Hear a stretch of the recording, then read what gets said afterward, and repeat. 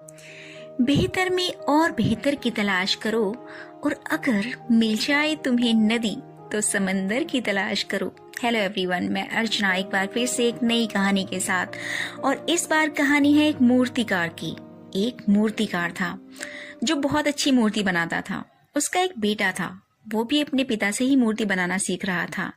धीरे धीरे लड़का अपने पिता से भी अच्छी मूर्ति बनाने लगा। लोग उसकी मूर्ति को बहुत पसंद करने लगे।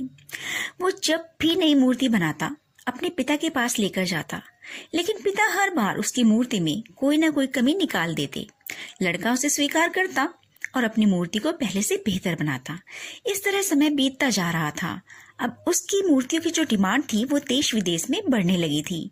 लेकिन इस बार लड़के में परिवर्तन आता है। वो पसंद नहीं करता अब कि उसके पिता उसकी मूर्ति में कोई कमी निकालें, लेकिन फिर भी वो स्वीकार कर लेता है और अपनी मूर्ति को बेहतर बनाने की कोशिश करता है। तो वो फिर से एक नई मूर्ति बनाता है और अपने पिता के पास लेकर जाता है। पिता फिर से इसमें कमी निकालते हैं। इस बार लड़के की सब्र का बांध टूट जाता है और वो अपने पिता से कहता है, पिताजी, मुझे नहीं लगता इस मूर्ति में कुछ कमी है, और मुझे नहीं लगता कि मैं अब इसमें कुछ और बेहतर कर सकता हूँ।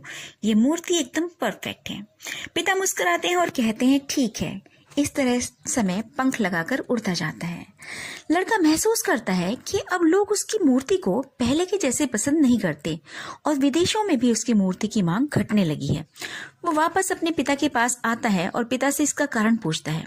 तो पिता जवाब देते हैं कि तुमने सोच लिया कि तुम सबसे बेहतर कर चुके और बेहतर नहीं हो सकता, और इसी वजह से बेटा तुम्हारी ग्रोथ रुक गई, क्योंकि लोग चाहते थे कि तुम और बेहतर करो।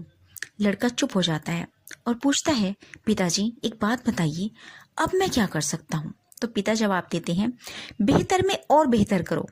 कभी मत सोचो कि इससे अच्छा नहीं हो सकता। मान लो कि हमेशा बेहतर होने की गुंजाइश है, और यही चीज तुम्हें अब और आगे लेकर जाएगी।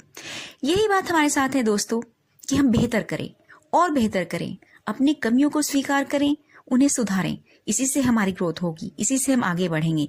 क्योंकि करो कुछ ऐसा कि दुनिया करना चाहे आपके जैसा। अगर ये कहानी आपको पसंद आई हो तो प्लीज एक लाइक, एक शेयर जरूर कीजिएगा। बाय।